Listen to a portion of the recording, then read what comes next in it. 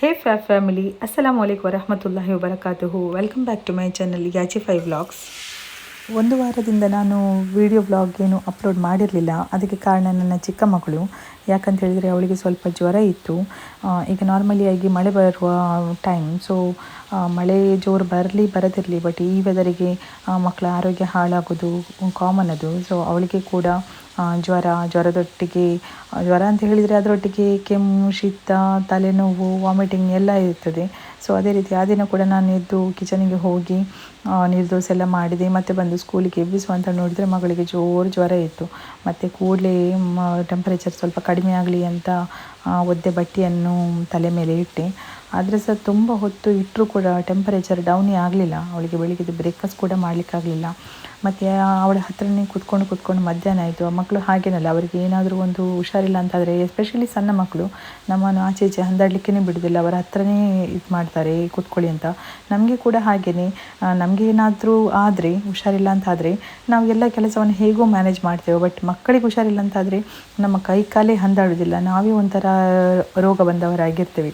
So ಅದೇ ರೀತಿ ಬೆಳಗಿಂದ ಮಧ್ಯಾಹ್ನವರೆಗೆ ಸಹ ಹೀಗೇ ಆಯಿತು. ನನ್ನನ್ನು ಹೇಳಲಿಕ್ಕೇ ಬಿಡಲಿಲ್ಲ. ಸೊ ಮಧ್ಯಾಹ್ನ ಊಟಕ್ಕೆ ನಾನು ಹತ್ತಿರನೇ ಇದ್ದ ಹೋಟೆಲಿಂದ ವೆಜ್ ಮೀಲ್ ತಂದೆ. ಅಟ್ಲೀಸ್ಟ್ ಇದಾದರೂ ಸ್ವಲ್ಪ ಒಂದು ಸ್ಪೂನ್ ಆದರೂ ಸ್ವಲ್ಪ ಊಟ ಮಾಡಲಿ ಅಂತ. ಬಟ್ ಜೋರು ಹೈ ಫೀವರ್ ಇದ್ದ ಕಾರಣ ಅವಳಿಗೆ ಊಟ ಮಾಡುವಂತ ಆಗ್ತಿತ್ತು, ಬಟ್ ಬಾಯಿಗೆ ಕೊಡುವಾಗ ಅವಳಿಗೆ ಒಂಥರ ವಾಮಿಟಿಂಗ್ ಬರ್ತಾಗೆ ಆಗ್ತಿತ್ತು. ಸೊ ಅದೇ ರೀತಿ ವಾಮಿಟ್ ಕೂಡ ಮಾಡಲಿಲ್ಲ, ಒಂದೇ ಬಾಯಿ ತೆಗ್ಲು ಮತ್ತು ತಿನ್ನಲಿಕ್ಕಾಗಲಿಲ್ಲ, ವಾಮಿಟ್ ಕೂಡ ಮಾಡಿದ್ಲು. ಮತ್ತು ನಾನು ಫೋರ್ಸ್ ಮಾಡಲಿಲ್ಲ. ಪುನಃ ಅವಳಿಗೆ 6 hours ನಂತರ ಜ್ವರದ ಟ್ಯಾಬ್ಲೆಟ್ ಕೊಟ್ಟೆ, ಸ್ವಲ್ಪ ಮಲಗಿಸಿದೆ, ಪುನಃ ಒದ್ದೆ ಬಟ್ಟೆ ಇಟ್ಟು ಮಲಗಿಸಿದೆ. ಆದರೆ ನೋಡ್ತಾ ಜ್ವರ ಜಾಸ್ತಿ ಆಗ್ತಾ ಇತ್ತು ವಿನಃ ಕಡಿಮೆ ಆಗಲಿಲ್ಲ. ಸೊ ಅದೇ ರೀತಿ ಅವಳ ಪೀಡಿಯಾಟ್ರಿಷನ್ ಅವರ ಕ್ಲಿನಿಕ್ ಓಪನ್ ಆಗೋದು 5 o'clock. ಸೊ ಅವಳನ್ನು ಸೀದಾ ನಾನು ಮಕ್ಕಳ ಡಾಕ್ಟರ್ ಹತ್ರ ಕರ್ಕೊಂಡು ಹೋದೆ. ಅವ್ರನ್ನು ಚೆಕಪ್ ಮಾಡಿ ಹೇಳಿದರು, ಇದು ನಾರ್ಮಲ್ ವೈರಲ್ ಫೀವರ್ ಅಂತ. ಸೊ ಎಲ್ಲ ಕಡೆ ಉಂಟು, ನೀವು ವರಿ ಮಾಡಬೇಡಿ, ಜೋರು ಇರ್ತದೆ, ಟೆಂಪರೇಚರ್ ಡೌನ್ ಆಗಲಿಕ್ಕೆ ಅಂದರೆ ಇಟ್ ಟೇಕ್ಸ್ ಟೈಮ್ ಅಂತ, ಇಟ್ ಟೇಕ್ಸ್ 4 to 5 days ಅಂತ. ಸೊ ಅದೇ ರೀತಿ ಮೆಡಿಸಿನ್ ಎಲ್ಲ ತೆಗೆದು ಮನೆಗೆ ಬಂದೆ ಮಗುವನ್ನು ಕರ್ಕೊಂಡು. ನೀವು ನೋಡ್ಬೋದು, ಅವಳು ಹಿಂದಿನ ಸೀಟಲ್ಲಿ ಮಲಗಿದ್ದಾಳೆ. ಅವಳು ಎಷ್ಟು ವೀಕ್ನೆಸ್ ಆಗಿಲ್ಲ ಅಂತ ಹೇಳಿದರೆ, ಅವಳಿಗೆ ಕುತ್ಕೊಳ್ಳಿಕ್ಕೆ ಕೂಡ ಆಗ್ತಿರಲಿಲ್ಲ. ಸೊ ಹಾಗಾಗಿ ಕಾರಿನ ಹಿಂದಿನ ಸೀಟಲ್ಲಿ ಮಲಗಿದ್ಲು. ಸೊ ಮನೆಗೆ ಬಂದು ಪುನಃ ಒದ್ದೆ ಬಟ್ಟೆ ಎಲ್ಲ ಇಟ್ಟೆ ನಾನು ಅವಳಿಗೆ ಕಡಿಮೆ ಆಗಲಿಕ್ಕಂತ. ಟೆನ್ಷನ್ ಆಗ್ತಾಯಿತ್ತು ಒಂಥರ, ಮಗುವಿಗೆ ಯಾಕೆ ಟೆಂಪರೇಚರ್ ಡೌನೇ ಬರ್ತಾ ಇಲ್ಲ, ಏನು ಹೊಟ್ಟೆಗೆ ಸಹ ತಿನ್ನಲಿಕ್ಕೆ ಆಗ್ತಿರಲಿಲ್ಲ, ಎಲ್ಲ ವಾಮಿಟ್ ಕೂಡ ಏನು ಕೊಟ್ಟರು ಕೂಡ ವಾಮಿಟ್ ಮಾಡ್ತಿರ್ಲು, ಹೊಟ್ಟೆ ನೋವು ಬೇರೆ, ತಲೆನೋವು ಬೇರೆ ಬಾಬಾ. ಸೊ ಹೇಗೂ ಟ್ಯಾಬ್ಲೆಟ್ ಎಲ್ಲ ಕೊಟ್ಟೆ ಪುನಃ.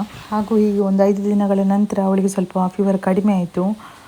ಅದ ನಂತರ 5 ದಿನದವರೆಗೆ ಫುಲ್ ವೀಕ್ನೆಸ್ ಆಗಿದ್ಲು ಅವಳು. ಮತ್ತು ಅವಳಿಗೆ ಸ್ವಲ್ಪ ಹೊಟ್ಟೆಗೆ ತಿನ್ನುವ ಅಂತ ಒಂಥರ ಸೀ ಫುಡ್ ತಿನ್ನುವಂಥ ಕ್ರೇವಿಂಗ್ಸ್ ಆಗ್ತಿತ್ತು. ಸೊ ನನ್ನ ತಂದೆ ನನಗೆ ಕ್ರ್ಯಾಬ್ ತಂದು ಕೊಟ್ಟರು ಮಗಳಿಗೆ ಮಾಡಿಕೊಡಂತ. ಸೊ ಅದನ್ನು ಫಸ್ಟಿಗೆ ಚೆಂದ ಮಾಡಿ ಕ್ಲೀನ್ ಮಾಡಿ ವಾಶ್ ಮಾಡಿದೆ. ಅದ ನಂತರ ಬೇಸಿಕ್ ಮಸಾಲವನ್ನು ಹಾಕಿ ಅದಕ್ಕೆ ಜಸ್ಟ್ ಮ್ಯಾರಿನೇಟ್ ಮಾಡಿ ಒಳ್ಳೇದು ಮಾಡಿ ಫ್ರೈ ಮಾಡಿದೆ. ಸೊ ಅದು ತಿನ್ನಲಿಕ್ಕೆ ಸಹ, ಅಂದರೆ ಸಣ್ಣದು ಇತ್ತು ಕ್ರ್ಯಾಬ್, ಅದನ್ನು ಫ್ರೈ ಮಾಡಿದರೆ ಒಳ್ಳೆ ಕ್ರಿಸ್ಪಿಯಾಗಿ ತಿನ್ನಲಿಕ್ಕೆ ಸೊ ಒಳ್ಳೆಯದಾಗ್ತದೆ. ಸೊ ಆ ದಿನ 5 ದಿನಗಳ ನಂತರ ಮಗಳು ಸ್ವಲ್ಪ ಗಂಜಿ ಊಟ ಮತ್ತು ಸ್ವಲ್ಪ ಕ್ರ್ಯಾಬ್ ಫ್ರೈಯಲ್ಲಿ ಸ್ವಲ್ಪ ಊಟ ಮಾಡಿದ್ಲು. ಸೊ ನಾನು ಕೂಡ ಸ್ವಲ್ಪ ಹೊಟ್ಟೆ ತುಂಬ ಸ್ವಲ್ಪ ಅದೇ ದಿನ ಊಟ ಮಾಡಿದ್ದು. ನನಗೆ ಸಹ ಖುಷಿಯಾಯಿತು. ಸೊ ಆದ್ದರಿಂದ ಇವತ್ತಿನ ವ್ಲಾಗಲ್ಲಿ ಇಷ್ಟೇ. ಸೊ ನಿಮಗೆ ಈ ವ್ಲಾಗ್ ಹೇಗಾಯ್ತು ಅಂತ ಪ್ಲೀಸ್ ಕಾಮೆಂಟ್ ಮಾಡಿ. ಇಷ್ಟ ಆದರೆ ಲೈಕ್, ಶೇರ್ ಆ್ಯಂಡ್ ಸಬ್ಸ್ಕ್ರೈಬ್ ಮಾಡಿ. Thank you so much for watching.